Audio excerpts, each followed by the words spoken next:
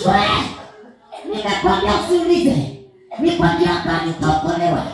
Mbegu zinachanganya hata wachawi wako, mbegu zinachanganya maadui. Wakati wa Bwana ukifika kuokolewa, wakati wa Bwana ukifika wa kutolewa, ndani ya sheba wale ya kuweka, utatolewa, utatolewa pasipo wachawi kujua, maana Bwana hawachanganya hao wakiona wanakumaliza ndio wanakuinua. Simama na Mungu wako. Basi Hamani alipoulizwa akapiga mahesabu, maana alikuwa kwa akili yake hawezi fikiria Mordekai. Akajua hapa ni nani anayeweza kuheshimiwa kama si mimi Hamani, maana akitoka mfalme ni mimi.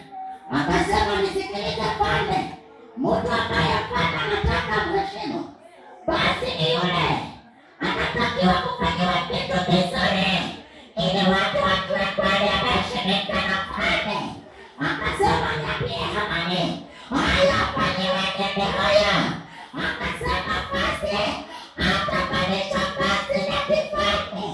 Akaambiwa akimaliza kupandishwa ngazi, akasema pili, atapanda farasi ya yule mfalme ambaye amezoea kupanda kila siku.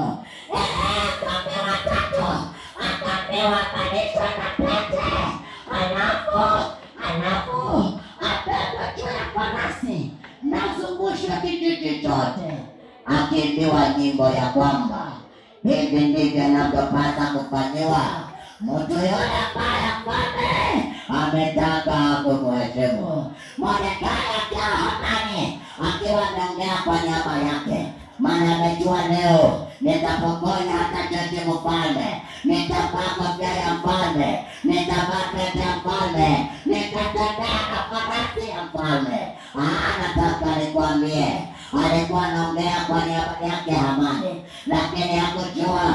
Ninakwambia hautajua, haujui vile mbingu zinajulikana wewe, haujui vile mbingu zinataka kukukomboa, haujui vile mbingu zinakuokoa mikononi mwa wachawi wako, mikononi mwa wale wanaokutesa. Mbingu zina mbingu mpendwa, hizo mbingu zinakuokoa. Bwana anakwambia leo usiogope, anakwambia leo usiteteme, anakwambia leo usitengeseke. Simama ukaone Mungu, simama ukaone Mungu, simama ukaone Mungu. Mordekai amesimama akaona Mungu.